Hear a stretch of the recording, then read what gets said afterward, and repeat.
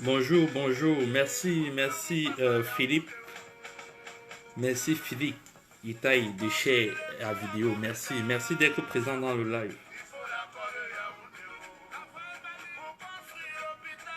Bienvenue.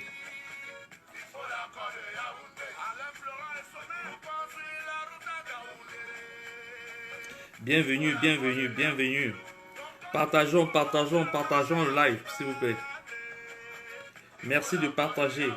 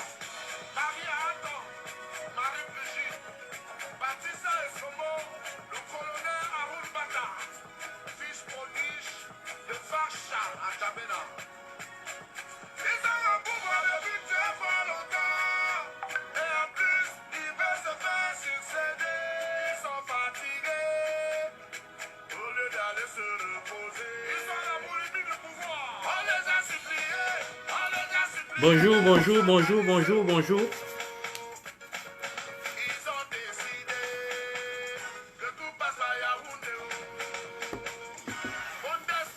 Bonjour, bonjour, bienvenue, bienvenue. Partageons le direct, s'il vous plaît. Partageons le direct. Partageons le direct. On va commencer là. Le titre est assez parlant. Il faudrait partager le direct. Comme ça, on commence très très vite là. Et très très fort.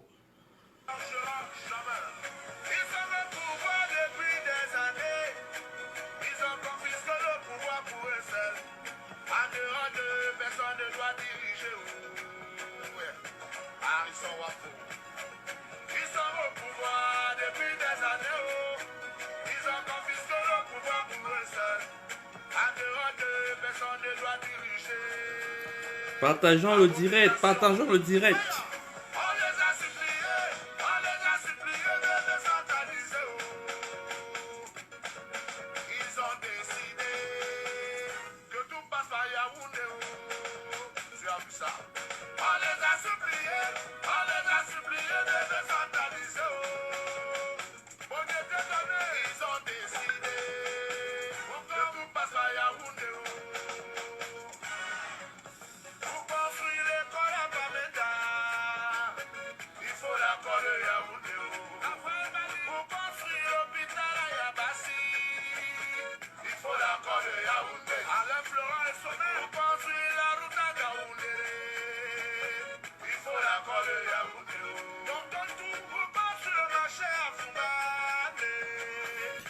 Bonjour, bonjour, bonjour, bonjour Yvan Laroche. Merci, merci de partager énormément.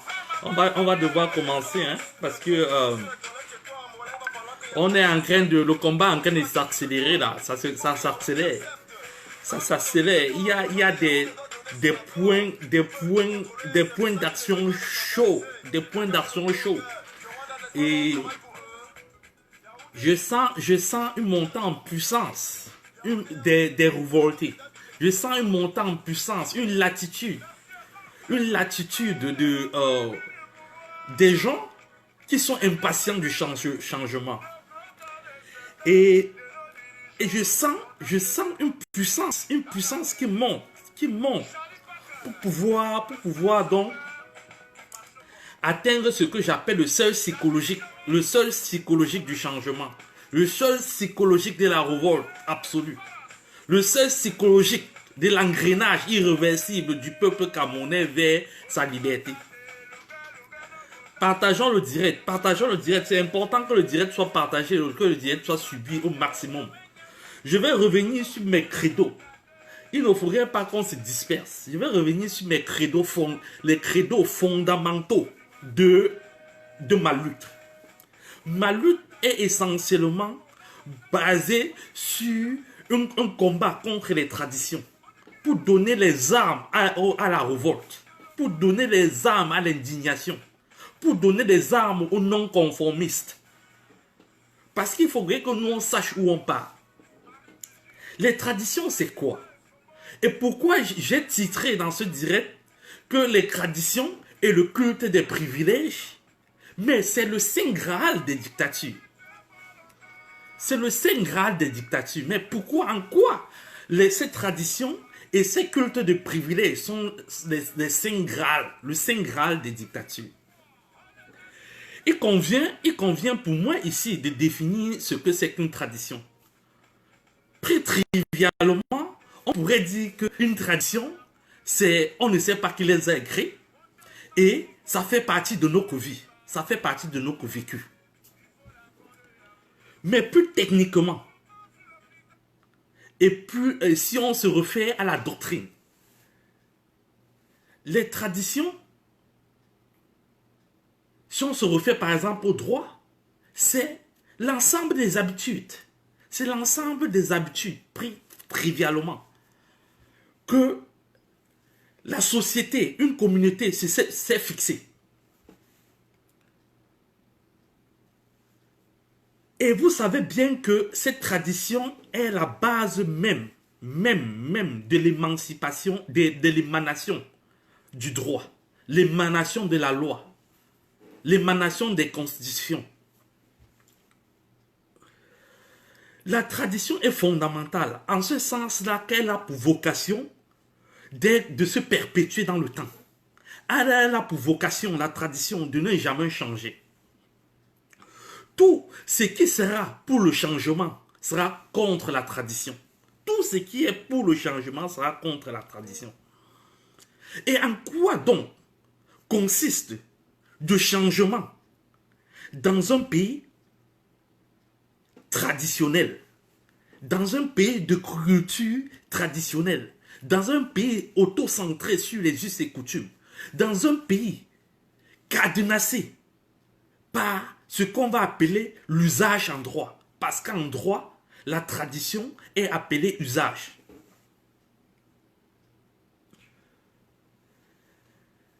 Les traditions ont quelque chose de spécial en ce sens-là, qui sont plus difficiles de changer que les lois. Parce que la tradition n'est pas inscrite sur un papier. Non. La tradition n'a pas été proclamée. Non. La tradition est inscrite dans nos mœurs, dans nos têtes, dans notre cœur, dans notre âme. Et elle est la plus difficile à changer. C'est l'usage, c'est nos habitudes.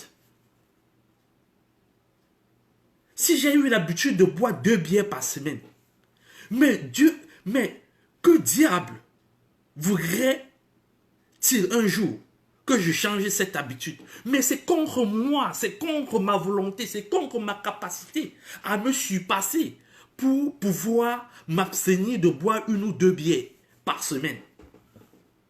C'est ce qu'on appelle la force de l'habitude.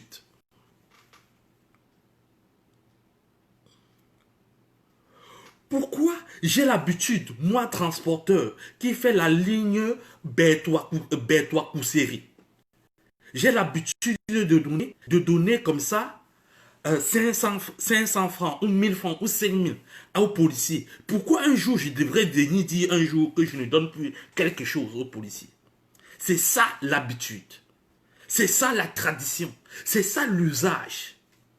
Et c'est ça le Saint Graal des traditions, des dictatures, autant pour moi. C'est ça le pilier, la base, quand on dit le Saint Graal, c'est ça les piliers des dictatures. C'est-à-dire la capacité du peuple, la capacité mécanique du peuple à aller dans l'engrenage des habitudes, à se perpétuer, à se plaire de l'injustice. C'est ça les traditions. Mais quand j'ai parlé d'injustice, vous allez me dire, non, la tradition, il n'y a rien de juste dans la tradition. Mais vous vous trompez. Vous vous trompez. Les Blancs ont fait ce qu'on appelle l'époque. Il y a eu l'époque des philosophies de lumière, où ils ont contesté leurs traditions. Ils ont réfléchi sur leurs habitudes. Ils ont réfléchi sur la place de Dieu dans leur société. Ils ont réfléchi sur leur civilisation judéo-chrétienne. Et sur l'impact que ça aurait pu avoir dans le système de démocratie et de république qu'ils ont voulu concevoir. Partagez énormément ce direct. Partagez énormément ce direct. Ça, c'est un direct aussi bien de philosophie, d'idéologie révolutionnaire, mais c'est surtout aussi un direct de pragmatisme, parce que la deuxième partie de ce direct sera consacrée sur le pragmatisme. Comment faire pour sortir de cette léthargie et mettre des actions sur pied. Donc c'est comme ça que il faut que nous soyons capables, partager le direct, partageons ce direct. Il faudrait que nous soyons capables de réfléchir profondément sur la nature de nos traditions, sur ce qui est bon de garder de nos traditions et sur ce qui est mauvais de retirer de nos traditions. Ce qui est bon de nos traditions, on va dire que c'est trivialement acceptable. C'est la chose, c'est la morale. C'est la chose la mieux partagée. C'est-à-dire, respecter les lois tant qu'elles sont justes. Oui. Respecter nos parents. Oui. Respecter quoi? Ne pas voler. Oui, ce sont nos traditions. Ce n'est pas le blanc qui vient nous apprendre que ne pas voler est mauvais. C'est nos traditions. C'est ancré dans nos traditions, dans nos cultures. Ne pas prendre les choses de quelqu'un sans demander. Oui. Ne pas mentir. Oui, c'est aussi une valeur. Toutes les valeurs transcendantes sont des valeurs qu'il faut vulgariser. L'honneur, la dignité, la valeur du travail, savoir gagner sa vie, ça ce sont des valeurs fondamentales, des traditions qu'il faut perpétuer. Oui, on ne peut pas changer ça. Mais alors, il y a des valeurs non transcendantales des traditions, transcendantales des traditions, qu'il faudrait par contre changer. Et il y a des valeurs qui sont communément acceptées de tout le monde au Cameroun. Tout le monde est capable de dire Biya doit partir, Biya doit partir, Biya doit partir. Et en même temps, ils disent respectons le droit d'aînesse. Respectons le droit d'aînesse. Mais c'est contradictoire. Il faudrait qu'on fasse une réforme sur cette notion de droit d'aînesse. Il n'y a aucune, parce que le droit d'aînesse est un pilier fondamental des traditions et par là, un pilier fondamental des dictatures. On a vu sur les plateaux d'équinoxe, c'est toutes les grandes... Non, tu es mon petit frère, quand je parle, tu t'étais. Quand je parle, tu t'étais. Mais ce sont ces vieillards qui ont mis à genoux le peuple camerounais. Ce sont ces vieillards qui ont mis le peuple camerounais à genoux. Si on prend du point de vue du droit d'aînesse, le fameux droit d'aînesse, le droit d'aînesse est de façon traditionnelle, est de façon culturelle, est ancré dans les mœurs de chaque personne. Et aucune personne, par exemple, n'est prêt à laisser ses prérogatives de droit d'aînesse. Parce que c'est une dictature généralisée. C'est une dictature convenue. C'est un usage, c'est ce qu'on appelle, c'est ce que moi j'ai appelé dans une réflexion il y a un an ou 2 ans, c'est ce que j'appelle la dictature par délégation. La dictature par délégation. Moi, je veux vous raconter une expérience personnelle. Moi, je parlais d'une histoire qui m'avait choqué de mon enfance à un de mes grands frères. Il m'a dit, mais pourquoi t'en fais-tu? Pourquoi t'en fais-tu de cette injustice? Tu étais le petit frère à cette époque. Les grands frères ne sont plus là. Maintenant, tu as d'autres petits frères. Donc, tu es en position de pouvoir. Donc, pourquoi tu te plains? Tu ne souffres plus. Donc, exerce ton droit. Exerce ton privilège. C'est chacun son tour. J'ai trouvé cette réflexion profondément intelligente, mais profondément machiavéliste. J'ai trouvé cette réflexion la base même de la dictature la plus féroce des peuples africains. En ce sens-là que Paul Biya fait une dictature, fait une servitude sur le Premier ministre. Le Premier ministre fait une servitude sur le ministre de l'Intérieur. Le ministre de l'Intérieur fait une servitude dessus et de proche en proche, de violence en violence, telle une cascade, la fameuse cascade de Kolmogorov. En physique, la violence se perpétue jusqu'à atteindre les plus basses couches de la population. C'est ce que j'appelle le culte des privilèges. Personne, aucune société au monde ne voudrait que son privilège soit ôté. Demande à quelqu'un, es-tu prêt à renoncer à ton droit d'aînesse pour que vive la démocratie, pour que vive le suffrage universel? Ils te diront non. Mais de quelle révolution parlez-vous? Nous sommes une bande d'hypocrites. Partagez le direct. Ça, c'est une réflexion profonde que j'adopte. Je vais donner comme ça de façon pragmatique, réaliste, une succession de us et coutumes, de traditions, juste de finalement l'idée de notre société, de la représentation qu'on a de notre société, de la psychologie des peuples. Et par là, vous comprendrez en même moi la synergie ou bien le manque d'inertie dans le développement ou dans l'élévation du peuple, dans ses valeurs transcendantales ou transcendantales. J'interroge la notion de droit d'aînesse. Moi, aujourd'hui, j'interroge la notion, par exemple, de femme dans la société.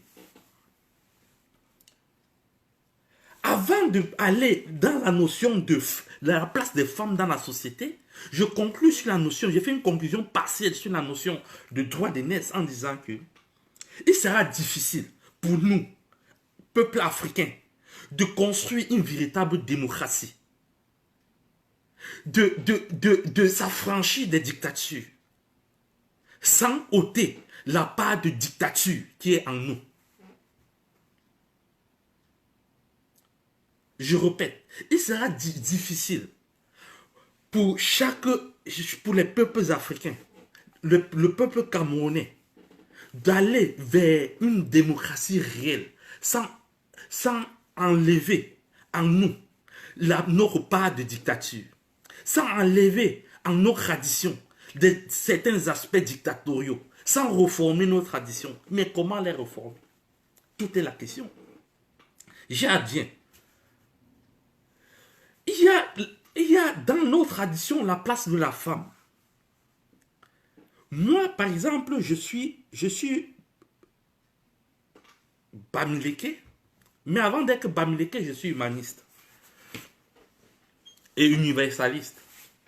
Partagez le direct. Partagez le direct. Pourquoi vous pensez-vous que les femmes n'ont pas été suffisamment nombreuses lors des marches au Cameroun. Pourquoi pensez-vous que, par exemple, en Côte d'Ivoire, au Burkina, au Nigeria, il y a eu autant, plus de femmes même que d'hommes? Pourquoi pensez-vous qu'au Mali, il y a plus de femmes que d'hommes dans les différentes marches de protestation? Je persiste pour dire que partagez le direct, partagez le direct. Bienvenue, bienvenue Yvan Larouche, bienvenue. Ça c'est un direct, de réflexion. Ça c'est un direct de réflexion sur... Ça c'est un direct de réflexion. Je voudrais m'assurer que le direct est en train de passer parce que j'ai l'impression que... Écrivez si le direct est en train de passer là parce que j'ai l'impression que le direct est attaché. Il faudrait envoyer des cœurs aussi. Envoyez des cœurs, envoyez des cœurs. Ok, merci, ça passe. Ça, c'est un direct de réflexion. Ça, c'est un direct de réflexion profonde sur la nature même de notre société. Il faut que nous sachions les états initiaux. Il faut que nous sachions les états initiaux de notre société pour pouvoir entrevoir les états finaux. Sinon, tout sera que ruine et désespoir. Tout sera que chemin sans travail. Et c'est comme ça que je m'en vais dire que la notion de la place de la femme au Cameroun, par exemple, ça n'est pas la bonne place, dans nos traditions. Il faudrait qu'on fasse une refonte profonde de la place des femmes dans nos traditions. Aujourd'hui, j'ai l'impression qu'on a balkanisé la femme dans un rôle de procréation, dans un rôle de faire valoir, dans un rôle de bien et de possession, dans un rôle marginal, où elle n'a pas de statut au niveau, peut-être qu'ils ont un statut au niveau juridique, mais elles n'ont pas de statut concret dans les traditions. À la simple raison, par exemple, que la succession n'est pas forcément offerte aux femmes. Le statut de propriétaire de patrimoine n'est pas offert facilement aux femmes. Et c'est ça qui peut facilement désintéresser la femme à la gestion de la chose publique, à la gestion ou la dispute du patrimoine, à la dispute des ambitions politiques. Il faudrait que nous repense la place de la femme. Je suis désolé de vous dire que même dans les sociétés les plus patriarcales, les femmes ont peut-être une position moins importante, mais elles ont une position en même temps de leader. En ce sens-là qu'elles savent, in fine, que le destin des peuples se retrouve finalement dans les maisons, et elles sont les garantes, les gouvernantes de toutes les maisons. Si ça se passe mal, par exemple dans les sociétés musulmanes, si ça se passe mal à l'extérieur, à l'intérieur, ça se passera très mal. Et c'est pour cette raison que les femmes, par exemple musulmanes, sortent lors des manifestations. Les femmes musulmanes sont servantes, sont peut-être que soumises entre guillemets. Mais au moins, ça a le mérite d'être clair. Ici au Cameroun, dans cette idée d'aller vers l'émancipation des femmes, on les a amenées d'un statut initial à un statut intermédiaire qui est en réalité sans statut. Et aujourd'hui, elles peinent à se définir par elles-mêmes. Elles peinent à avoir une personnalité par elles-mêmes. Elles peinent à réfléchir par elles-mêmes. Elles peinent à se valoriser. Elles peinent à devenir des leaders de la société. Pourquoi? Parce qu'elles sont condamnées dans nos traditions. Il faudrait qu'on reforme la place des femmes pour leur donner toute la place qui est la leur, parce qu'elles sont plus de 60% de la population, 65% de la population chez nos Cameroun. Elles sont soumises à la précarité parce qu'il y a une injustice de classe. Au nord, on envoie les hommes à l'école et les femmes restent à la maison. Elles se marient à 13 ans. Elles sont polygames, 7e, 26e femme, à 13 ans. Ce sont des injustices qui sont finalement les bases, les piliers, le saint graal des dictatures. Partagez le direct, partagez le direct. Et c'est pour ça à chaque fois que moi j'insiste sur la notion, c'est pour ça à chaque fois que j'insiste, et j'insisterai sans cesse sur la notion de tradition. Sur la notion de tradition qui est un frein à la révolte, à la révolution, au changement de cap, au changement de leadership. Les gouvernants, les dictatures, Paul Biya, il aime tellement les traditions qu'à chaque fois, lui-même, il voit le besoin d'aller puiser sa légitimité auprès de tous les chefs traditionnels. Mais pourquoi pensez-vous qu'il a besoin d'aller puiser sa légitimité auprès de tous les chefs traditionnels? C'est pour donner l'impression que comme les chefs traditionnels, lui, il est traditionnel, il est divin et son pouvoir doit se perpétuer dans le temps. Et il voudrait qu'on voie en lui non pas une institution politique, mais une institution traditionnelle. Il voudrait que vous ne lui demandez pas des réformes et que vous sachiez que vos habitudes, vos traditions sont déjà les lois et sont immuables. C'est-à-dire ne sont pas sujets à un changement. C'est pour ça que les traditions sont le saint graal des dictatures. Tous les hommes politiques en Afrique, en tout cas dans les pays africains qui n'ont pas suffisamment reformé la notion de culture, qui ne sont pas interrogés sur la notion de tradition, qui n'ont pas extirpé les valeurs non démocratiques dans tout ce qui est des règles traditionnelles de leur société, les dictateurs iront toujours s'abeuvrer, s'enivrer auprès des chefs traditionnels, les garants même de la stabilité et de l'aliénation des habitudes culturelles injustes pour le peuple souverain. C'est de ça dont il est question.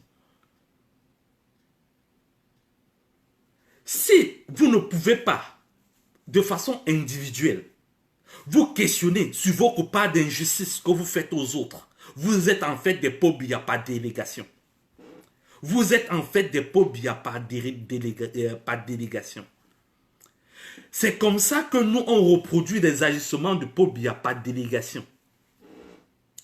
Et c'est ça aussi que le très célèbre professeur Maurice Kamto avait appelé notre capacité d'individuation collective. Parce que le monde ne se porte pas seulement mal parce que ceux qui font le mal agissent, mais surtout se portent mal surtout parce que ceux qui sont censés faire du bien ne disent rien. Ceux qui sont bien, les bienfaiteurs ne disent rien. Le silence des bienfaiteurs, le silence complice des bienfaiteurs.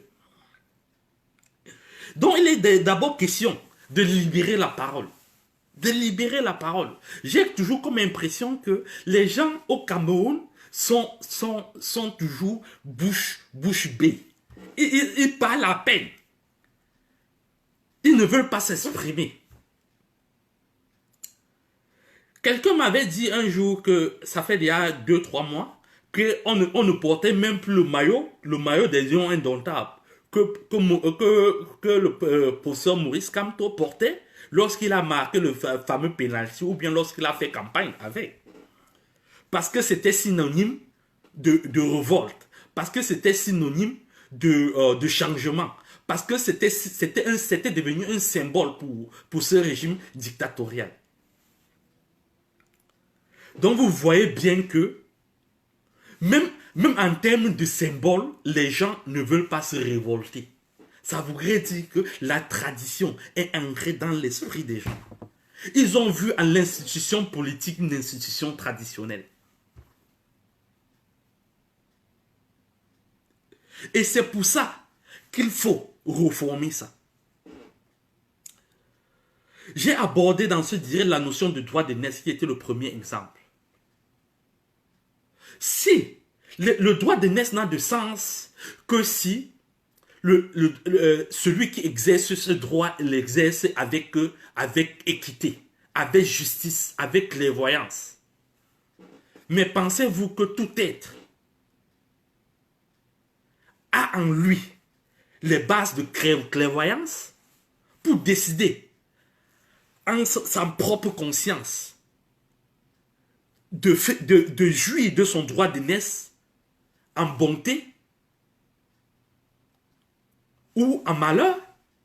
Je ne pense pas. Donc il va falloir le pacte social, la puissance d'un État juste et régalien pour imposer, pour reformer les traditions par son caractère coercitif.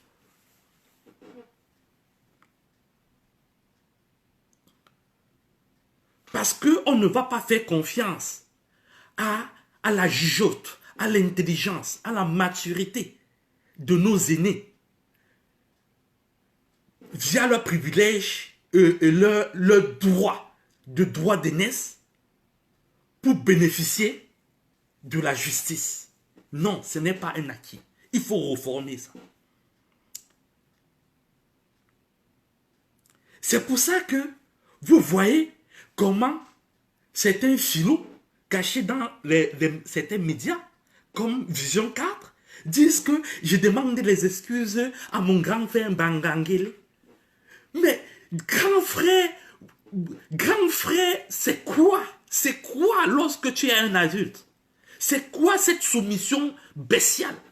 C'est quoi cette indignité dans l'injustice? Cet exemple est un mauvais exemple parce que celui qui demande, qui se soumet même lui-même, il se soumet parce que lui-même sait que il a le privilège de droit de naître sur d'autres personnes. Donc, il peut accepter les violences que tel lui fait parce que lui-même peut faire subir ces violences à plus petit que soi. Donc finalement, au Cameroun, on est des dictateurs sur toujours plus petits que soi. Donc on n'a pas besoin de se plaindre pour les dictateurs qui viennent, pour la dictature qui vient d'en haut. Parce que nous, on a aussi un peuple inférieur sur qui s'acharner quand le dictateur d'en haut nous frappe la tête. Et nous, on peut frapper sur la tête des autres. C'est pour ça que certains grands frères vont dire, attends ton tour. Non. Moi, je suis ton père. Je suis ton père. Je vais te frapper n'importe comment. Je peux te priver de vie. Même si je veux. Parce que demain, tu seras aussi père. Et tu pourras faire ça aussi sur tes enfants. C'est ce qu'on appelle la dictature de proche en proche. N'accusez pas Pobia pour ce qu'il fait sur vous, quand vous ne pouvez pas vous interroger sur ce que vous faites sur les autres. Parce qu'il a justement attisé les valeurs, et figé plus que jamais les valeurs traditionnelles injustes pour légitimer sa violence, pour légitimer sa dictature, pour légitimer son omniprésence, pour légitimer la perpétuation de son pouvoir. C'est de ça dont il est question.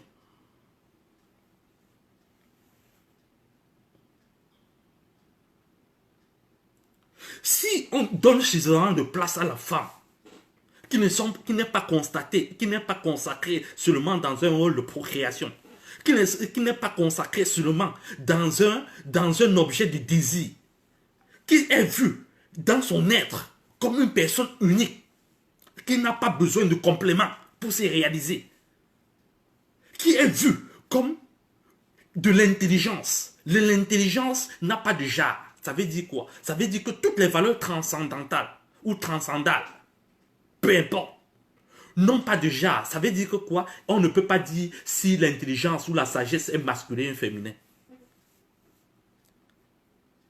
Pas en termes de langue française, parce que la langue française est bancale, mais en termes de conception. une âme. Et bizarrement, même toutes les choses, même finalement belles, sont même finalement déjà féminines. Déjà féminines. Une âme, une intelligence, une sagesse. Mais vous ne pouvez pas voir un synonyme de beauté, de prestance, de leadership, de valeur, d'éthique, en termes d'organisation, parce que les femmes savent organiser.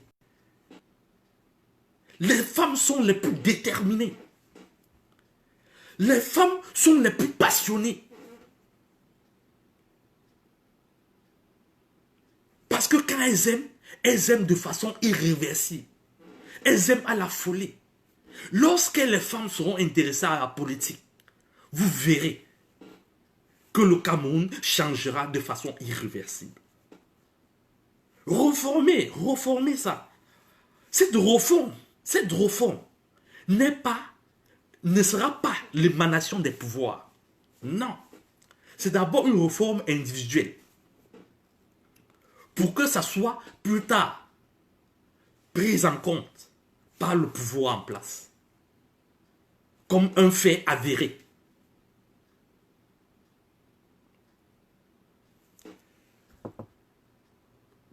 Bienvenue Laura. La Célinette, bienvenue. Merci d'avoir partagé. Merci, merci Hélène Chapi de partager. Merci Eugène. Merci. Bienvenue dans le direct. Partageons énormément. Parce qu'il faudrait qu'on sache où on va. Il faudrait qu'on sache pourquoi on n'est pas autant valorisé. Mais une femme, elle se dit, mais où est mon intérêt de sortir marcher? Lorsque quand je ne suis pas allé en mariage, je suis la risée. Je suis la risée de la famille. Lorsque je n'ai pas d'enfant, je suis la risée de la famille. Mais qui vous a dit que la femme, c'est seulement pour accoucher? Qui vous a dit ça? Qui vous a dit que la femme ne peut pas être aussi chef d'une famille? Qui vous a dit que la femme ne peut pas aussi devenir la boss de la famille et donner l'argent aux gens? Qui vous a dit que la femme ne peut pas se réaliser en ayant un travail pour elle-même? Qui vous a dit que la femme ne peut pas construire sa propre maison? Acheter ses propres voitures? Qui vous a dit ça?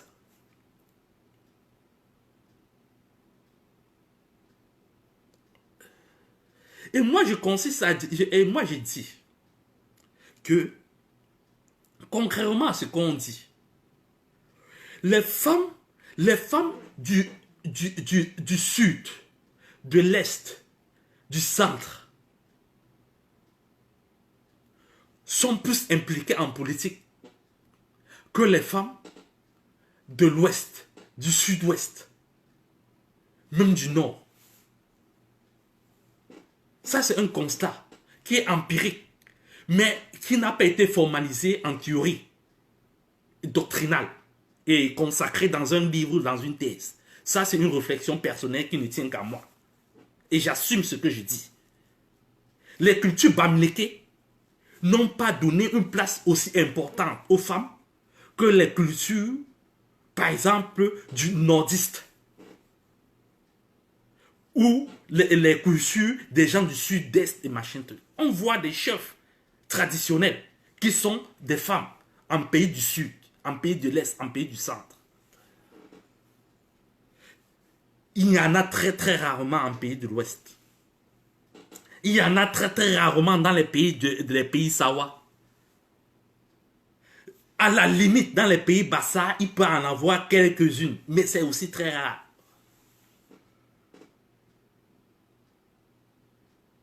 Et c'est pour ça que vous voyez de plus en plus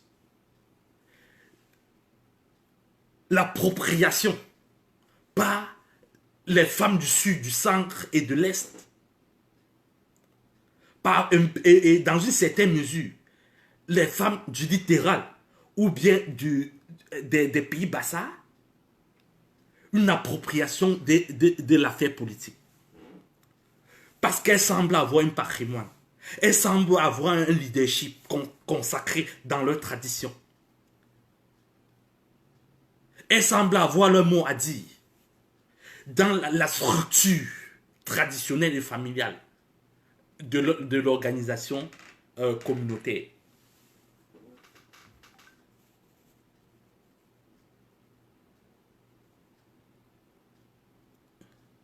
Reformer et ayons le courage de reformer nos traditions. De faire la part de ce qui est traditionnel et qui va rester dans le cadre traditionnel. Et de faire la part de ce qui est république et qui va rester dans le cadre de la république. Les Blancs l'ont fait. Les Blancs ont fait la séparation de pouvoir. Les Blancs ont vu que leur tradition était nuisible pour leur démocratie. Ils ont tué Jésus. J'ai dit, ils ont tué Jésus. Jésus-Christ, ils l'ont tué, ils l'ont crucifié. Ils ont vu que leur tradition judéo-chrétienne était fausse. Ils ont coupé la tête de leur roi, qui était un roi de statut divin.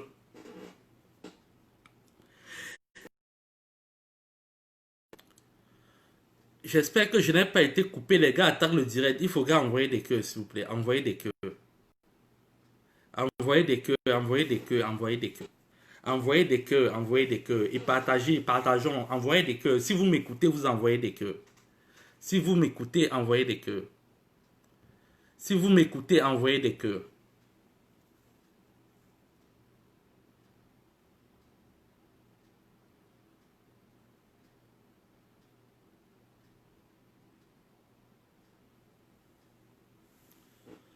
Envoyez des cœurs. Monsieur Mohamed et toi, il écrit, ça semble être assez pertinent ce qu'il raconte. Il écrit, il faut associer, envoyer des cœurs. Si vous êtes là, dites que vous êtes là parce que le direct a été attaqué. Et il faudrait partager, il faudrait continuer à partager. Si vous êtes là, écrivez, vous êtes là. Il écrit, Mohamed et toi, il faut associer toutes les ennemis. Nous les autres, on a constaté sur le terrain que cette lutte est entre vous les Bamis. Tant que vous n'associez pas tous les Camerounais, rien ne va marcher. Oui, ce constat est un constat qui t'appartient. Ça, c'est un constat qui t'appartient. Toi, ça, c'est vraiment, ça veut dire finalement que monsieur Mohamed et toi, tu es finalement le produit. Tu es la conséquence de la propagande dictatoriale auprès du peuple. Finalement, ils ont recruté, ils ont finalement assimilé des gens comme des citoyens qui sont aussi épris de changement comme toi, en laissant penser que c'est une histoire. Merci pour les cœurs, merci pour les cœurs. Partagez énormément. En laissant penser finalement que c'est une histoire seulement des Bamileke. Il faudrait partager. Partageons, faisons un tour de partage vite fait. Parce que le direct a été attaqué. Merci de m'avoir laissé penser que le direct a été attaqué. Et merci de protéger le direct et de partager. Partageons, repartageons parce que c'est super important. Parce que après je vais aller sur les faits d'actualité. On est là pour s'édifier. Et je reviens à monsieur Mohamed et toi. Partageons. Là maintenant, j'essaie de partager là.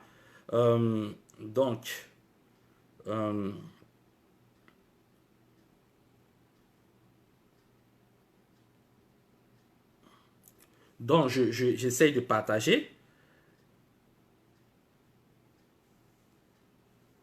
J'essaie de partager parce que merci pour les partages. On est déjà à 48 partages. Partageons.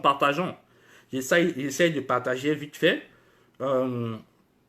J'essaie de partager. Merci de partager. Merci de partager. J'essaie de partager vite fait. J'essaie de partager. Partageons. Et là, je vais passer à la vitesse supérieure. Je vais frapper où ça fait mal.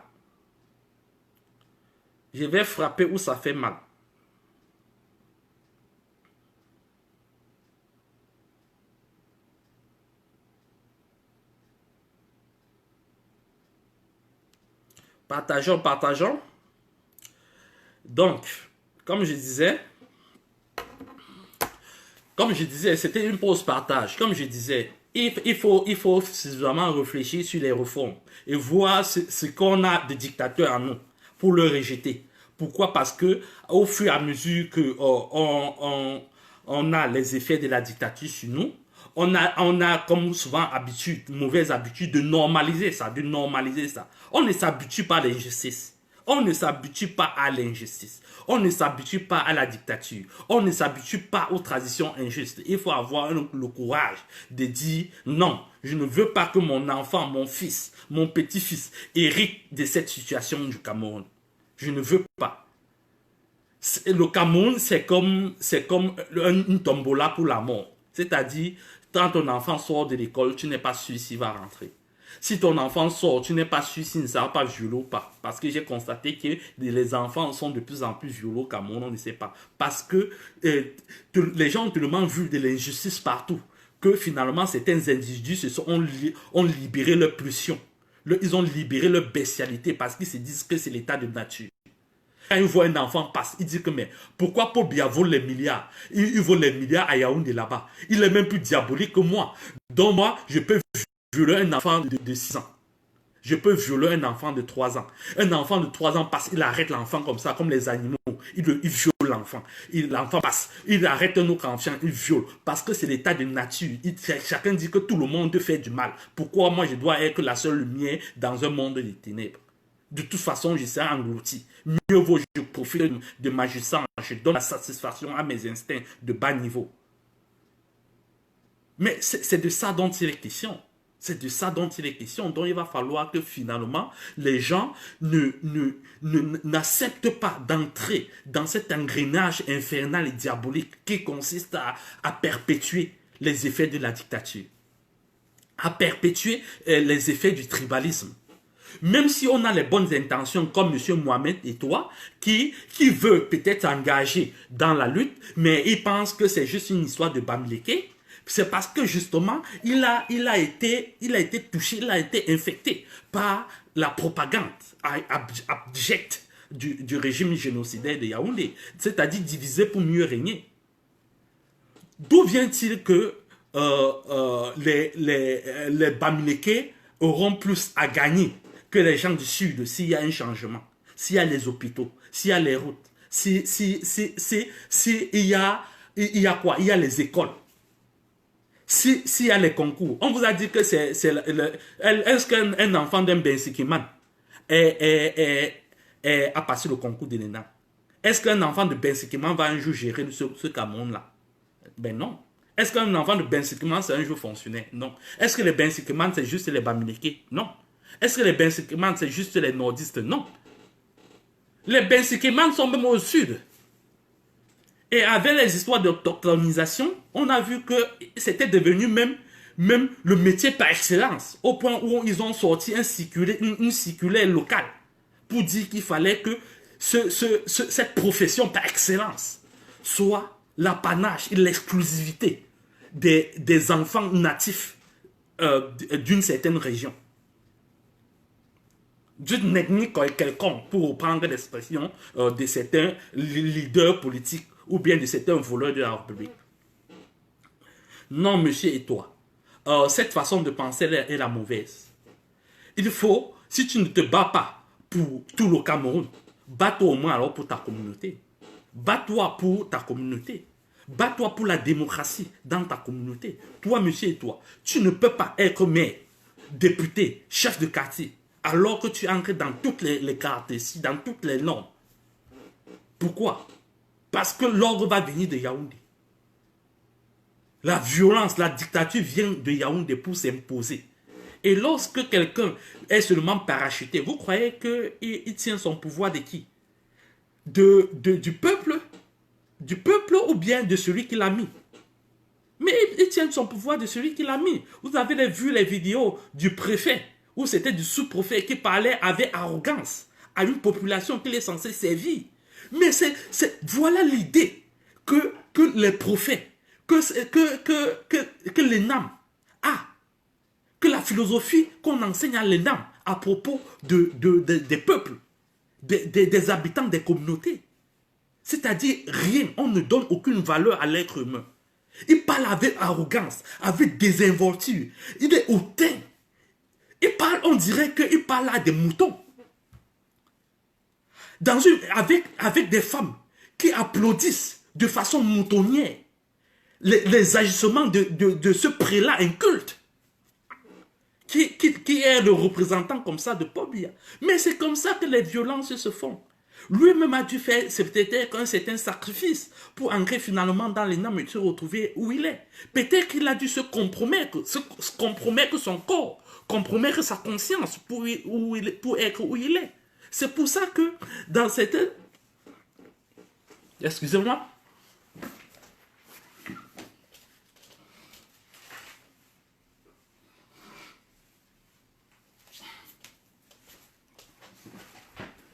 Et c'est pour ça que ça ne sert à rien, franchement, de se compromettre pour arriver à une certaine position de pouvoir. Parce que tu perds ta dignité. C'est-à-dire, il va dire, mais de toute façon, je suis foutu, puisque je suis entré dans la secte des homosexuels. Oh, je suis déjà fichu. Ils ont mes vidéos sur mon homosexualité. Ils ont des sectages, ils me tiennent. Ils ont mes enfants, ils ont ceci, ils ont tout de moi, ils ont mon âme. Donc, de toute façon, je suis en enfer. Donc, pour moi, il faut au moins que je aie mon bonheur sur cette terre. Et donc, je me mets à tuer. Je me mets à être le plus injuste possible. Je me mets à faire tout ce qu'on me demande de faire.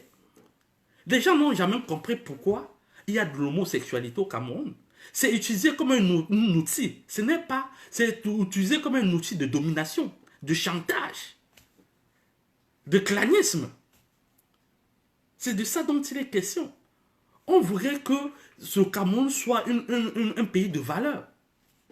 Monsieur Mohamed, pour finir par te répondre, il faudrait te battre au moins pour ta communauté, avec tes propres stratégies. Moi, j'ai vu le prêtre qui a décidé de marcher. Moi, j'aime des gens audacieux.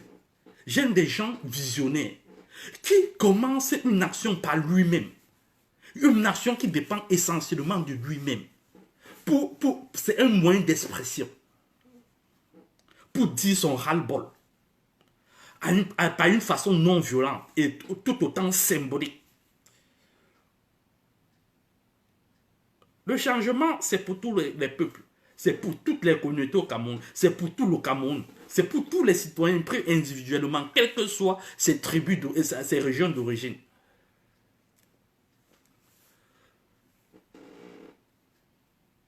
J'ai été étiqueté du Bamileke, originaire de l'Ouest, par mes grands-parents.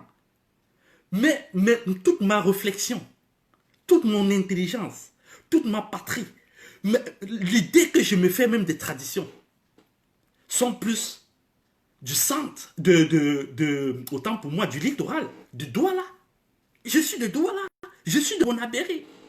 Mes amis sont de là.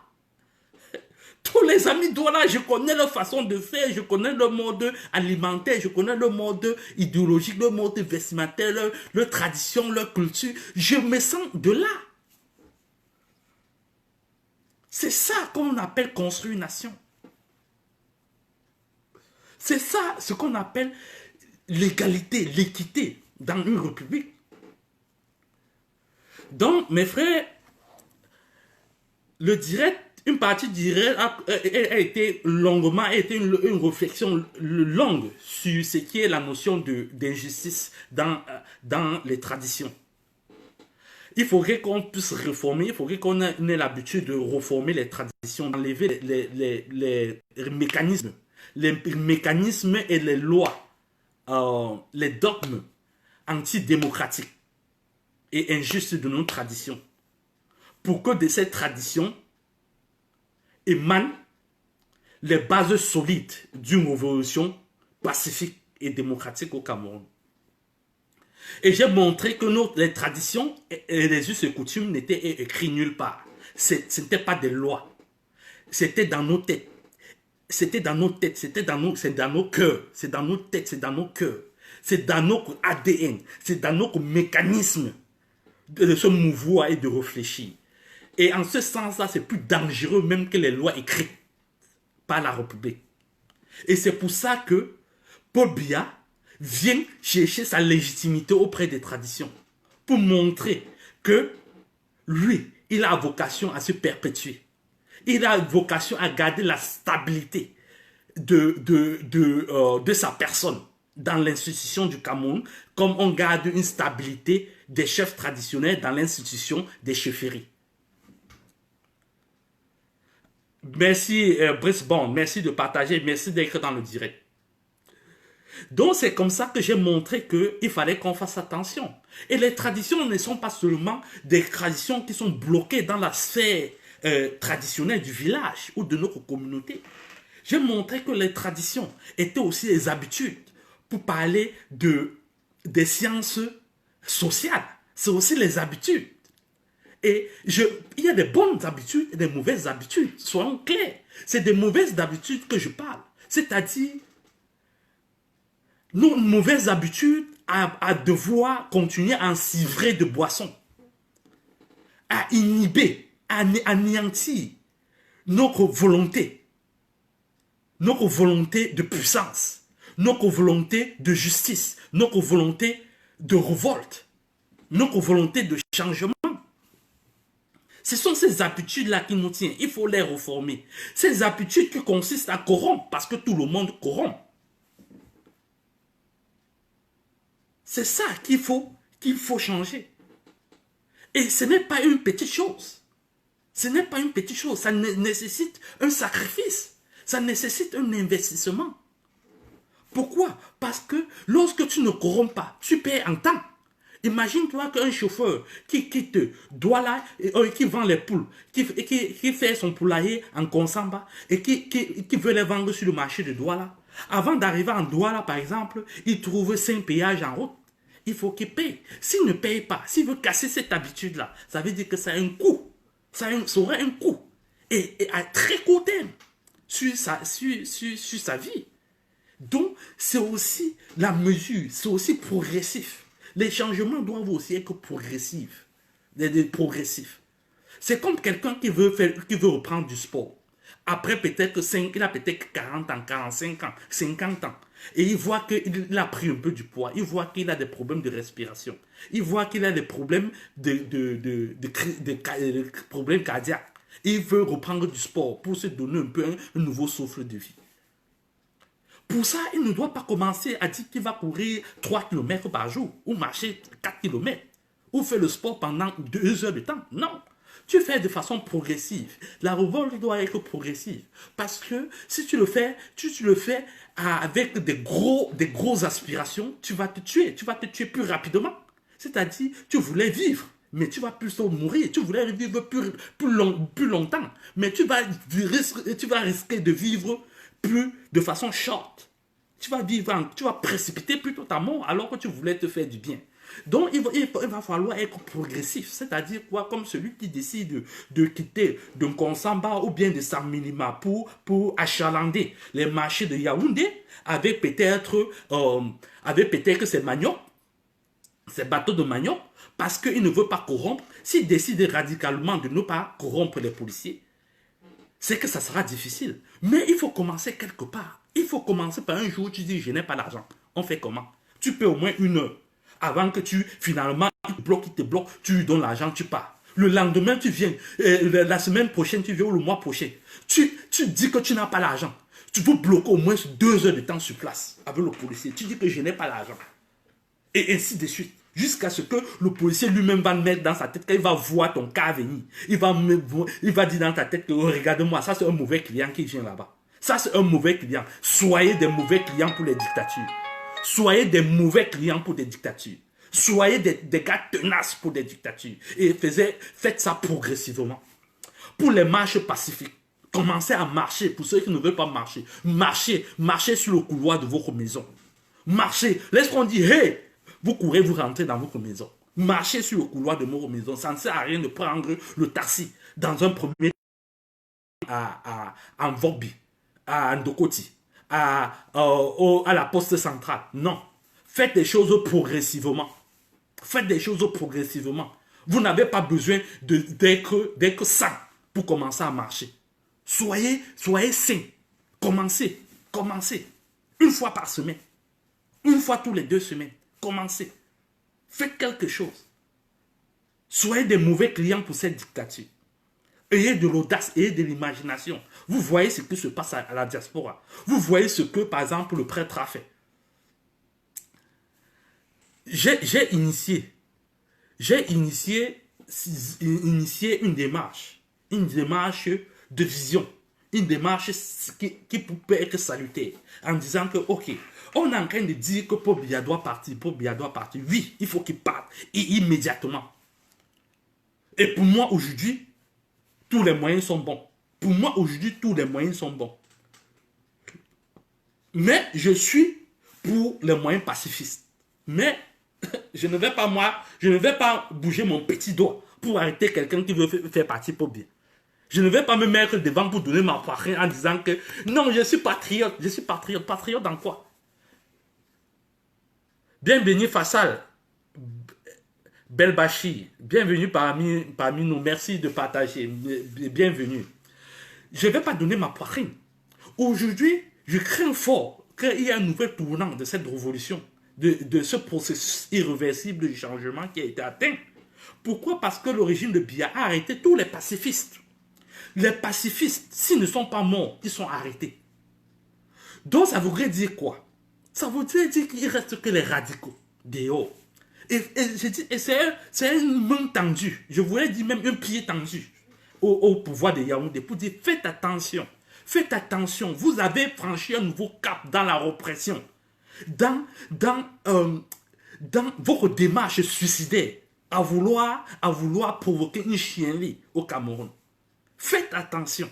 Pourquoi? Parce que quand bien même les pacifistes qui ne sont pas morts, les restes vous les avez arrêtés.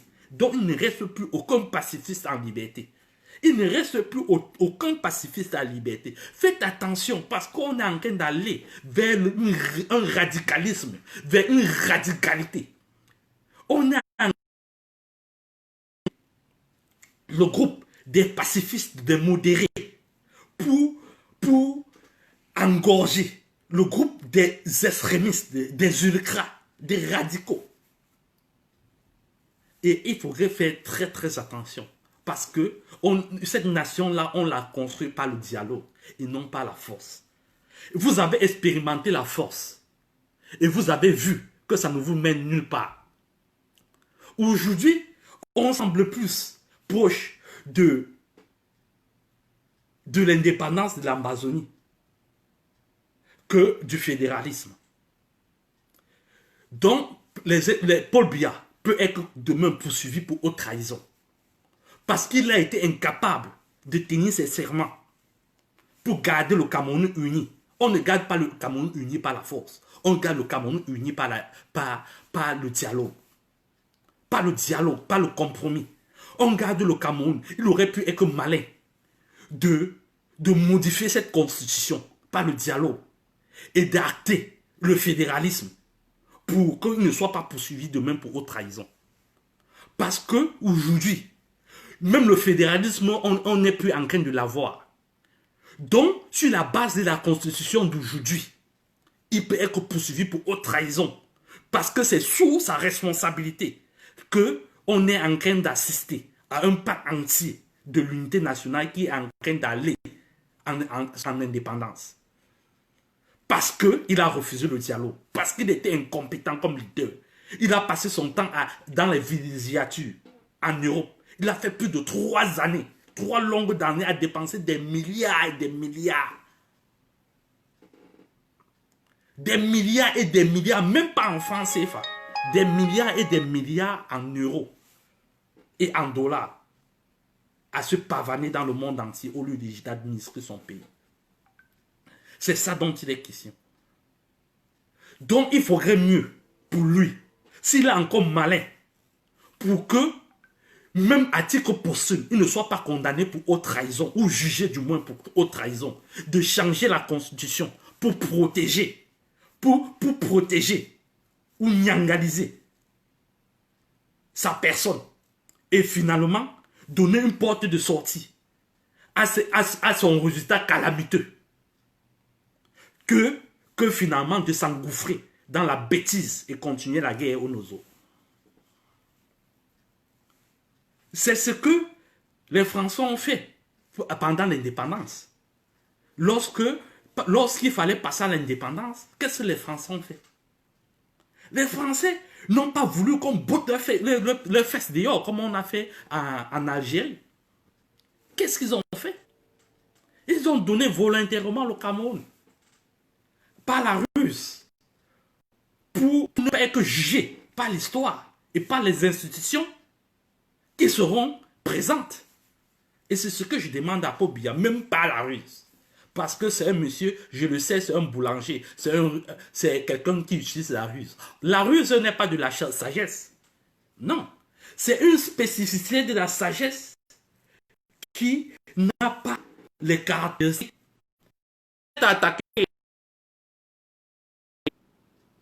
Le direct attaqué.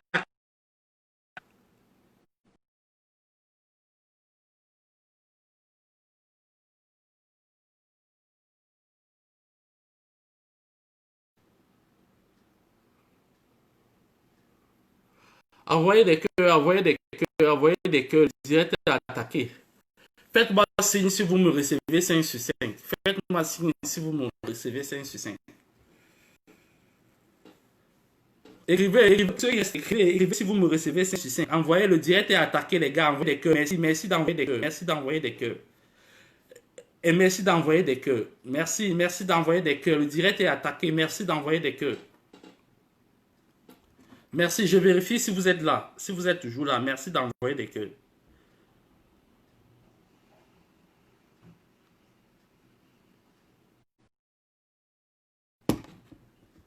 Merci d'envoyer des cœurs.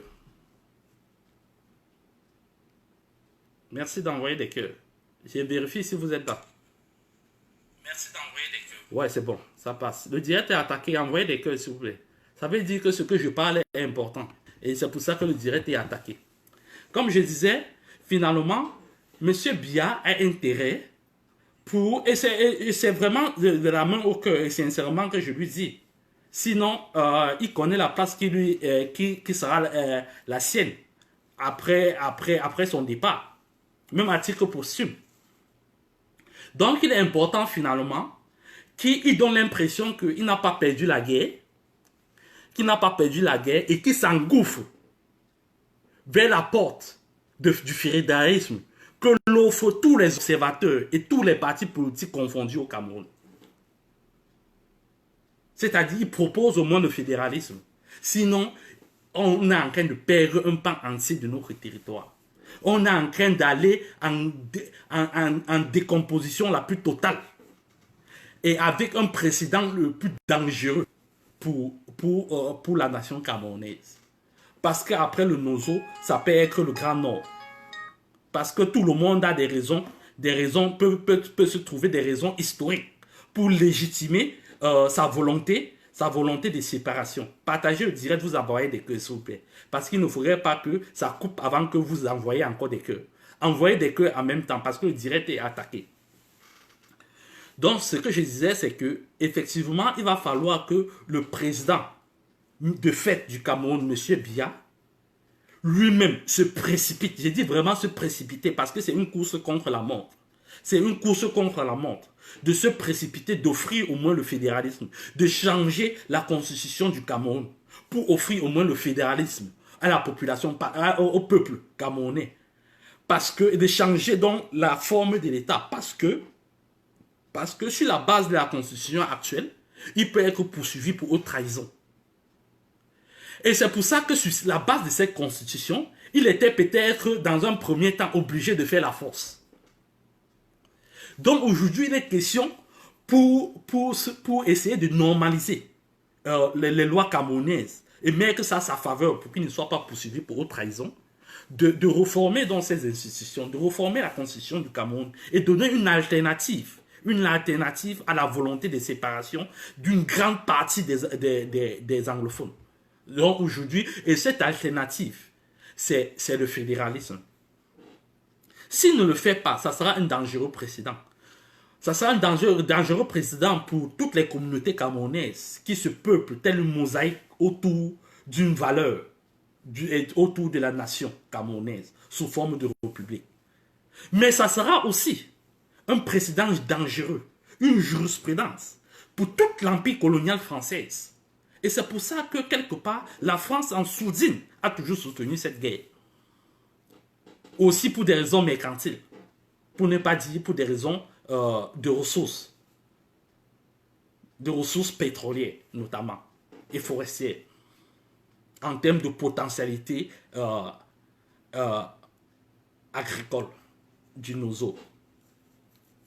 Partager le direct. Et donc, je vais aborder le dernier aspect pour conclure ce direct. Le dernier aspect de ce direct, de cette réflexion de direct, portait sur, je regarde à quel nombre de partages on est déjà. Merci énormément d'envoyer des cœurs. Merci énormément d'envoyer des cœurs. C'est ce que j'appelle les spartiens. Vous êtes des spartiens, c'est-à-dire des gens qui ne partent pas au premier tremblement. Il y a des gens, on était là nombreux, mais dès le premier tremblement, ils sont partis. Et il y a des gens, quand il y a des gens qui résistent, qui étaient là à envoyer des cœurs lorsque le direct était attaqué. C'est ça, ce sont des gens comme ça qu'il faut pour le changement. Ce n'est pas tout le Cameroun. Ce n'est pas tout le Cameroun. Si ça dépendait de certains Français, par exemple, pendant la Deuxième Guerre mondiale, si ça dépendait que de la majorité des Français, c'est que la France devenait allemande. Mais il a fallu des gens comme De Gaulle pour parler, pour attiser la révolte française. C'est via un petit groupe constitué. C'est ce qu'on attend de certaines personnes au Cameroun. C'est ce que, par exemple, la société civile a fait en diaspora en se constituant en association. Je ne veux pas citer tous les noms pour entrer dans certaines divisions. Ils se sont constitués en association pour s'opposer à la dictature. Donc, si je me réfère au titre de mon direct, qui a été violemment attaqué,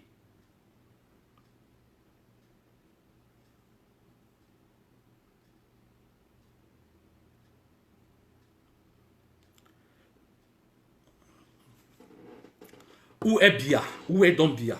C'est où j'en suis. Où est Bia? Il ne faut pas le perdre de vue. Pourquoi j'ai titré où est Bia? Il ne faut pas le perdre de vue. La dernière fois, c'était hier, je pense, j'ai fait une réflexion sur une différence entre le damier et les jeux d'échecs. C'était pas la même chose. Et le Cameroun n'est pas le damier. Le damier, ça veut dire que nous sommes en démocratie et que tous les pions se valent. Et que nous, on a la même force de mobilisation, la même force de légitimité populaire, la même force d'état de force, la même chance de vie ou de mort. Ce n'est pas la même chose. Le Cameroun, le plateau politique du Cameroun n'est pas le damier. Ce n'est pas la même chose. Donc, le paradigme qui est le mieux représenté dans les jeux de stratégie, c'est les jeux d'échecs. Parce que dans les jeux d'échecs, les premières lignes sont certes des no-names, des citoyens, des simples citoyens, des personnes ordinaires. Mais il y a, dans la deuxième ligne, il y a des gens de différentes forces, de différents degrés de compétences, différentes stratégies, de différents tout. C'est-à-dire de façon cosmopolite, comme la population, une population, tout le monde, il y a de différents intérêts, de différentes capacités. Et c'est en ce sens-là que j'ai dit que comme une partie d'échecs, pour le jeu de damier, on se bouffe les pions, jusqu'à ce qu'une personne ait bouffé tous les pions. Et le jeu de damier n'est pas le jeu qui représente le mieux les batailles politiques au Cameroun. Finalement, c'est les jeux d'échecs. Le jeu d'échecs a cette particularité que c'est seulement le roi à la fin ou au début qui est le plus important. Et finalement, tout le monde joue ou bien se déplace pour le protéger. Et c'est ce qui se passe, c'est effectivement ce qui est le Cameroun. Paul Biya est le roi comme aux échecs, c'est-à-dire il a le droit de vivre le mort sur tout le monde. Tout le monde doit utiliser tout le monde comme bouclier. Il peut faire tuer tout le monde et qui il veut pour sa survie. C'est ce qui se passe au Cameroun actuellement. Partagez normalement et envoyez des cœurs. Voici ce qui se passe. Au damier, c'est que on donne les questions, on bouffe, on bouffe, on bouffe. Ça veut dire que quoi? Ça veut dire que généralement, le dernier, c'est un jeu de guerre. Où ça sort, ça sort. On bataille, tout le monde bataille et on veut décimer la partie adverse. C'est ce que le pouvoir de Yaoundé est en train de faire pour l'opposition. Mais l'opposition doit regarder le pouvoir de Yaoundé comme des échecs, comme le clan adverse lors des échecs. Ça veut dire que quoi? Ça veut dire qu'on n'a pas besoin de tuer qui que ce soit pour arriver, pour renverser, pour gagner la partie. Non. On peut seulement neutraliser. On peut neutraliser finalement le pion le plus important. C'est pas le tuer. Non. Juste le neutraliser. C'est-à-dire pour qu'il ne se sente plus capable de se déplacer, d'exercer son pouvoir, de se croire en liberté. Et c'est ça la différence entre l'échec et le Dami. Pendant que Dami, le but est de sortir des stratégies et donner un fait à l'adversaire dans le but de prendre le maximum possible et finalement il se trouve sans fion. C'est-à-dire c'est une guerre ouverte jusqu'à la mort de tout le monde. Aux échecs, c'est que non, à chaque fois même qu'il y a quelqu'un qui tombe, comme Mercosur, il ne faudrait pas qu'on s'appuie, on continue à s'appuyer sur ce sort. On regarde en quoi cette mort-là peut être bénéfique pour le combat. Et à chaque fois qu'on bouge un pion, on regarde en quoi j'atteins directement le roi. En quoi je peux toucher directement le roi avec moins de dégâts collatéraux. Quelle stratégie qui permet de toucher directement le roi avec moins de dégâts collatéraux, avec moins de morts, avec moins de dépenses en termes d'argent, avec moins de dépenses en termes d'énergie. C'est en ça que consiste une partie d'échec. Et le Cameroun est une partie d'échec. Donc, il faut neutraliser M. Biya. Donc, à chaque fois que nous faisons quelque chose, l'idéal serait de le neutraliser en un seul coup. C'est-à-dire, être à Yaoundé, prendre son taxi, aller dire à Paul Biya que Paul Biya, je t'arrête comme ça là. Tu ne dois plus bouger. Tu n'es plus président. Tu ne bouges plus. Tu ne peux plus passer à la télé. Tu ne bouges plus. Tu n'es plus président. Ça, c'est une façon de faire. Ça, c'est une façon avec le plus direct possible.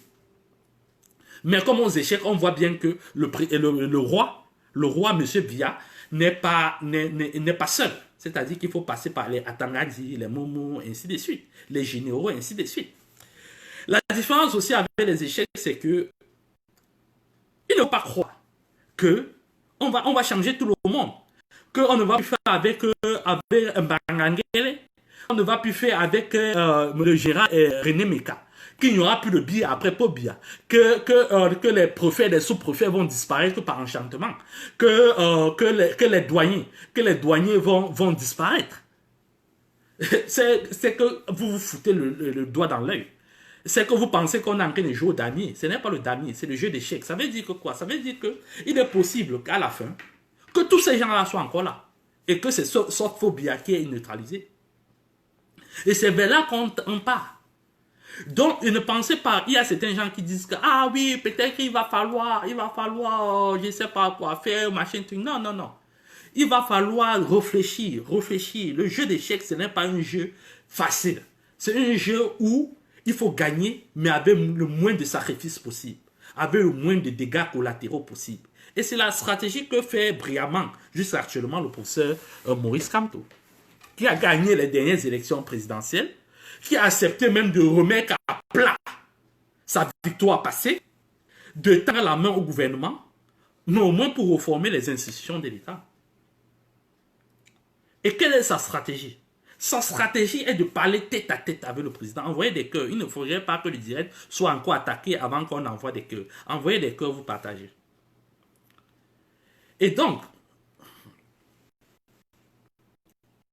qu'est-ce que Maurice Kamto fait? Maurice Kamto essaie de créer un boulevard. Ce qu'on appelle la ligne rouge entre lui et Paul Biya. Pour que Paul Biya, lui, soit à vue. Comme Kabila avait fait avec Mobutu. C'est-à-dire, il veut être face à face avec le dictateur. Il veut être face à face. Il est en train de créer toutes les stratégies possibles pour être face à face avec le dictateur. Pour le neutraliser. C'est de ça dont il est question. Il faut connaître la démarche. Et pour faire être face à face avec un dictateur, avec le moins de ressources possible, avec le moins de dégâts collatéraux possible, avec le moins de morts possible, qu'est-ce qu'il faut?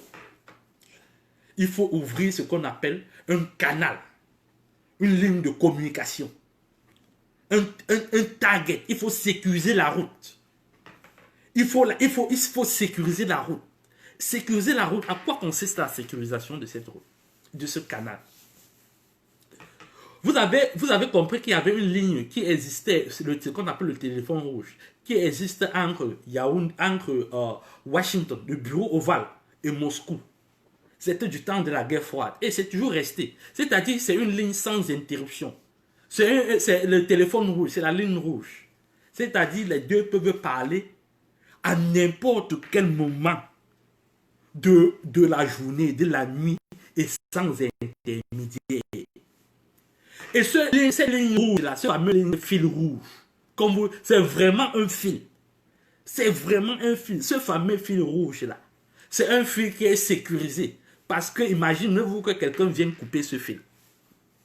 Qu'est-ce que j'essaie de vous dire? J'essaie de vous dire que Maurice Kamto est en train d'établir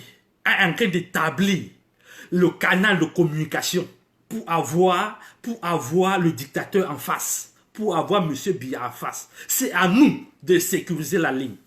C'est à nous de sécuriser son canal de transmission. C'est à nous de sécuriser sa personne d'abord. C'est à nous de sécuriser sa maison. C'est à nous de sécuriser les routes qui mènent jusqu'à Etoudi. C'est à nous. C'est de notre responsabilité de le faire. C'est de la responsabilité aussi bien des États-Unis que de la Russie de sécuriser le fameux canal de communication, le fil rouge.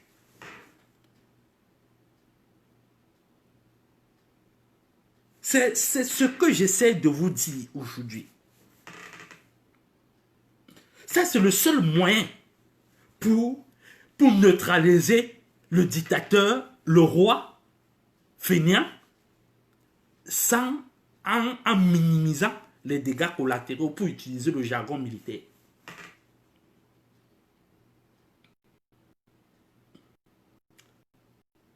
Ça veut dire que quoi? Ça veut dire qu'on aurait établi n'importe quel canal de communication. Si nous, on ne sécurise pas ce canal de communication, ça sera voué à l'échec. Et comment on sécurise un canal de communication? Mais quels sont même d'abord les canaux quels sont même d'abord les canaux que le professeur Maurice Kamto établit entre lui et Etoudi, entre sa maison et Etoudi, entre lui, Maurice Kamto et Paul Biya. Mais il a écrit à Paul Biya plusieurs fois. Il est passé même par des antennes relais qui étaient le Parlement. Il est passé par des antennes relais qui étaient la Constitution. Il a établi des marches qui ont été violentées parce qu'on n'a pas été suffisamment nombreux pour protéger sa parole. Pour protéger sa parole qui porte. Pour protéger sa légitimité, sa volonté de changement. On n'a pas été nombreux. C'est donc notre responsabilité de protéger ce canal-là. Et c'est lui qui peut neutraliser le roi feignant avec le moins des dégâts collatéraux. Mais lui, il se bat à établir la communication, la connexion avec le roi feignant. Nous, on doit se battre à sécuriser ce canal de connexion. Comme aux échecs. Aux échecs, lorsque Maurice Kamto, roi adverse, qui est gardé de la stratégie générale, quand il avance pour neutraliser le roi, il faut qu'il soit protégé lui-même. Parce que c'est un roi de justice. C'est les pions en blanc. De l'autre côté, c'est les pions en noir. C'est le mal. C'est les démons. C'est l'injustice. C'est la bestialité. C'est l'ivresse. C'est la sexualité. C'est l'homosexualité. Lorsqu'il avance, il faut que ses stratégies soient protégées. Et nous, on ne protège pas suffisamment ces stratégies. Lorsqu'il fait un tweet sur Twitter, ça peine à se relayer. Ça peine à se relayer. On ne protège pas ces tweets. Ces tweets viennent se noyer dans des tweets. Lorsqu'il entreprend les marches, les marcheurs ne sont pas suffisamment relayés, appuyés. Il n'y a pas suffisamment de logistique à mettre en place. Mais alors, Maurice Kamto, lui, ne porte pas sur lui toute la lutte. Il a décidé et il a tendu la main à n'importe qui d'agir dans le sens du combat. Partagez le direct. D'agir dans le sens du combat.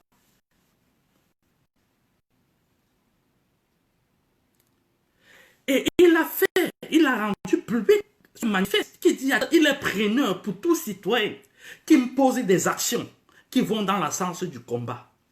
Ça voudrait dire quoi? Ça voudrait dire que lui, il attend de nous qu'on défriche un peu le chemin pour qu'il est facile à neutraliser le roi. Il attend de nous qu'on défriche un peu le chemin pour qu'il est facile à neutraliser le roi. Le roi fainéant. C'est de ça dont il est question. Donc n'importe qui peut agir. Lui, il est la balle du shérif. Façon de parler, c'est lui qui va donner le coup de grâce. Mais ça n'empêche que chacun donne les petits coups. Le bandit qu'on attrape, que la verdict populaire massacre ou tape suffisamment dans les rues du Cameroun, ce n'est pas le dernier coup qui le tue, forcément. Non, c'est l'ensemble des coups pris successivement à des laps, à des intervalles, à des temps suffisamment réduits, proches des zéros, qui donnent la mort aux voleurs. C'est de ça dont il est question. Il faut la multiplication des actions d'éclat. Pacifique. Qui montre notre volonté du changement. Qui éclaircit la route. Qui donne du carburant. Qui donne du carburant ou de la vision à celui qui sera porteur du coup de grâce. Et si ça se trouve, ça peut ne pas être Maurice Kamto qui donnera le coup de grâce.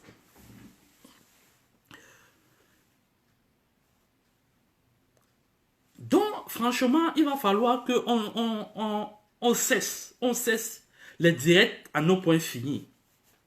Et qu'on se décide à passer à l'action. Qu'on décide à sécuriser le messager et le message. Qu'on sécurise le messager et le message. Ça, c'est la conclusion de mon direct partiel. Et comment on fait ça? Aujourd'hui, on est finalement dans ce que j'ai appelé l'état de nature. Et c'est où j'ai tiré dans ce direct que l'état de nature déploie sa magnificence. Parce qu'on se rend bien compte que on est en train de, ou bien on est déjà en train d'épuiser toutes les voies pacifiques. Les gens sont déçus de la répression sanglante de ce gouvernement. Même l'ONU aujourd'hui est montée au créneau. Ça veut dire que les embargos arrivent sur l'État, les embargos arrivent, vont se déverser sur l'État du Cameroun tel une avalanche de pluie. Pourquoi? Parce que c'est maintenant l'état de nature qui s'installe. Parce qu'on est en train d'épuiser toutes les voies de dialogue et toutes les voies institutionnelles. Vous avez vu, vous-même, le collectif d'avocats de Mercosur qui a décidé de se retirer. Et moi, j'applaudis avec vraiment deux mains. Leur opération de retrait de toutes les procédures juridiques pour comme ça, plaidoyer en faveur des marcheurs et des gens qui sont séquestrés et mis sous résidence surveillée, sous un vide juridique la plus totale. Ils ont décidé de se retirer. Mais pourquoi? Parce qu'aujourd'hui, tout le monde commence à constater que les ambazoniens n'ont peut-être pas eu tort. Je répète encore, tout le monde commence à constater que les ambazoniens n'ont pas peut-être eu tort. Donc il est temps, franchement, que le gouvernement de Yaoundé décide de la nouvelle conduite à tenir, parce que l'avalanche des sanctions a atteint son niveau le plus élevé. Les menaces ont atteint les niveaux les plus élevés, que les prochaines menaces seront les sanctions. Seront les moyens coercitifs. L'époque de la diplomatie est en train de finir, comme l'époque de la justice au Cameroun, c'est-à-dire le simulacre, avéré ou non, des avocats qui venaient à chaque fois défendre les victimes de la dictature. Ça voudrait dire que quoi? Ça voudrait dire que c'est les radicaux qui sont finalement en train de gagner. Les radicaux de la majorité des partis politiques sont en train de gagner. Les radicaux du Nozo sont en train de gagner sur les modérés. Les radicaux des gens qui sont majoritairement ne sont pas sortis marcher, qui sont en train de gagner. Parce que les gens pensent que la plupart des gens qui ne sont pas sortis marcher sont contre les marches. Non. La plupart des gens qui ne sont pas sortis marcher pensent que il faut être pragmatique et réaliste. Et que ils ont acté la notion d'état de nature, c'est-à-dire la jungle. Et qu'il faudrait faire l'effort de se mettre en armes égales avec la dictature, avec le dictateur. Donc, j'ai peur des moyens d'expression qui seront utilisés dans les jours qui arrivent pour tous les non-marcheurs. Et c'est pour ça que je dis, je tire la sonnette d'alarme aux dictateurs au Cameroun, aux personnes imbues de leur personne, imbues de leur autorité, imbues de leur fonction, de savoir que le peuple en a marre et que de façon irréversible, on est en train d'aller, veut ou pas, vers un changement, vers une démocratie, vers un déplacement de l'épicentre du pouvoir, des institutions vers le peuple. C'est en ça que je conclus ce direct. Merci énormément de m'avoir écouté. Merci énormément de m'avoir écouté. Pour tous les gens qui viennent de rejoindre ce direct, je vais faire un très bref résumé de ce direct. Sous fond de musique du grand Longuet Longuet.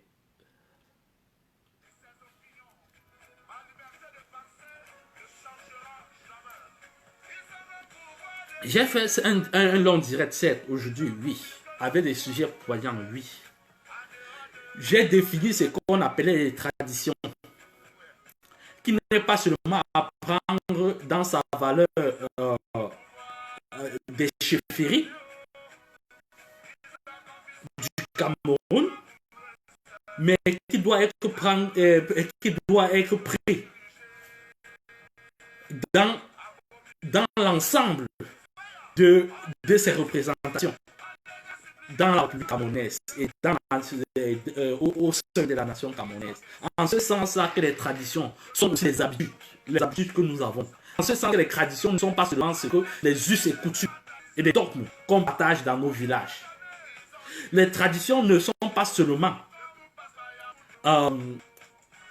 les habitudes. C'est aussi ce qu'on appelle l'usage, c'est-à-dire la mécanique qui est inscrite dans notre façon de faire, dans notre façon d'être, dans notre façon de penser. Et j'ai montré que ces valeurs traditionnelles, ces usages, ces doctrines, ces habitudes ne sont pas justes. Et dans ces habitudes, il y a des pratiques qui sont antidémocratiques, qui sont injustes, comme la notion de droit de l'aînesse, qui ne sont pas souvent les conséquences de des actions justes. J'ai parlé de la notion de la place de la femme, du statut de la femme dans notre tradition, qui sont aujourd'hui marginalisées, qui inhibent comme ça leur volonté à se joindre à la volonté finalement d'une grosse partie de la population masculine aux besoins du changement. Parce qu'elles estiment qu'elles ne font pas, c'est seulement de façon indirecte qu'elles bénéficieront des faveurs du changement. Et j'ai montré que c'est ce que Paul Biya utilise, ces valeurs traditionnelles, que Paul Biya utilise pour légitimer son pouvoir, pour aller chercher comme ça les sources de sa légitimité au point des chefs traditionnels, pour montrer par là que son pouvoir doit être de base traditionnelle, dont a vocation à perdurer dans le temps, à se perpétuer, et même à faciliter père-fils. Et donc, il était nécessaire, important, voire primordial de s'en défaire, de se défaire de cette injustice qui sont ancrées dans certaines valeurs traditionnelles que nous avons. J'ai montré que, dans ce direct, que c'était possible parce que d'autres civilisations l'ont fait, d'autres peuples l'ont fait. J'ai montré que la France l'avait fait. La grande civilisation judéo-chrétienne l'avait fait. En tuant, en reformant, en tuant leur Dieu, en tuant Jésus-Christ. En tuant, en zigouillant, en décapitant leur roi. En faisant ce qu'on appelle la séparation entre l'Église et l'État.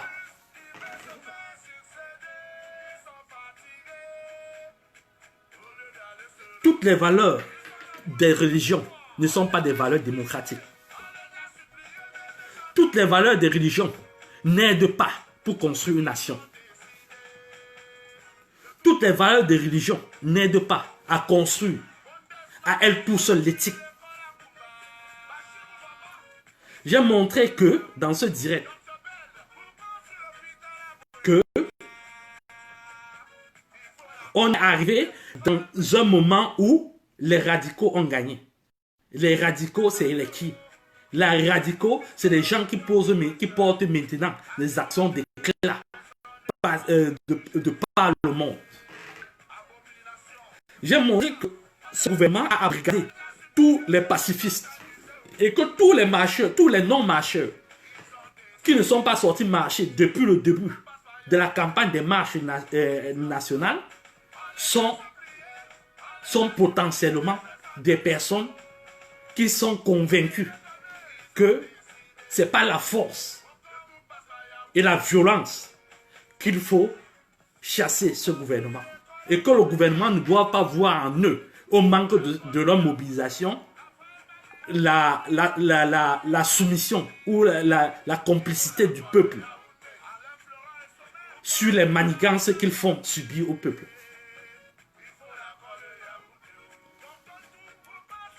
Et j'ai montré désormais que ce radicalisme n'est pas seulement l'apanage du peuple aujourd'hui, même au niveau des institutions du Cameroun. Parce que les avocats ont déserté leurs fonctions en refusant désormais de plaider la cause des personnes victimes d'injustice. J'ai montré dans ce direct aussi que la communauté internationale commence à se lasser et se lasse définitivement de cette dictature. Et la communauté internationale a acté de fait que ce n'est pas des moyens répressifs, coercitifs qu'il faut entendre raison à cette dictature. À en voir les tweets du secrétaire d'État américain, qui est général de formation, à en voir les sorties récentes du secrétaire général des Nations Unies et toutes les organisations internationales de droits de l'homme et des peuples. J'ai montré que, dans ce direct, que la stratégie qu'il faut avoir, c'est une stratégie de jeu d'échecs, où tous les pions ne se valent pas. Où, d'un côté, la dictature a pour M. Biya comme chef, et le neutraliser, constater sa vacance, est la seule alternative. Toutes les stratégies qui consistent à le neutraliser, ou bien à déclarer sa vacance, ou à constater sa vacance, et son incompétence, est les seules stratégies qui garantissent le moins de dégâts collatéraux pour un changement radical vers la démocratie et les libertés individuelles au Cameroun. J'ai montré que il y a un homme, Moïse Kamto, qui incarne la stratégie la plus consensuelle, la plus pacifiste pour arriver à bout de cette dictature. Et qu'il était important qu'on sécurise lui, le messager, et son message. Qu'on sécurise le messager et son message. Et en quoi consistait la sécurisation du messager et de sa message?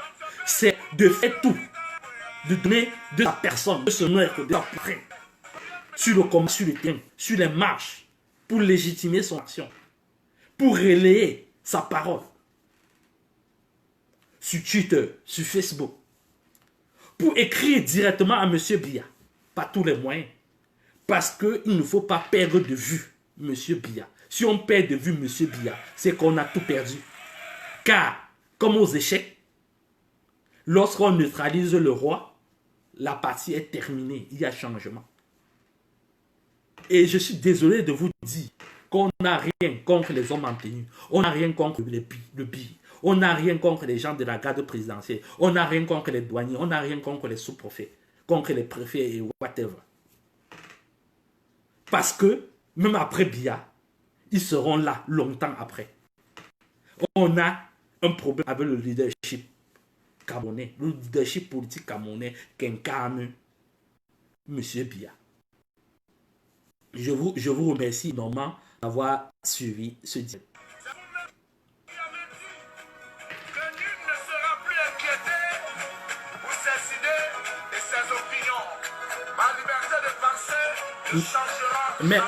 Merci Chantal Chedou. Merci d'être dans le direct. Merci énormément. Merci énormément d'avoir été dans le direct. Merci d'avoir été dans le direct. Et de l'audace, de la volonté, de la ténacité, de la créativité, de l'inventivité pour faire des actions de révolte.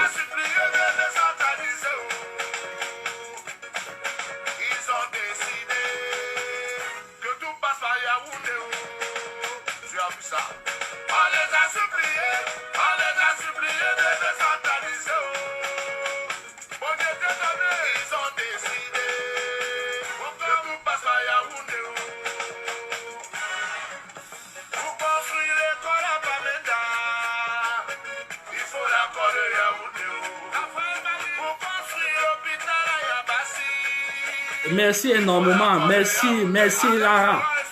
Merci Hélène Chapi. Merci Jean-Christophe. Merci énormément d'avoir été en direct. Merci Brice. Merci énormément.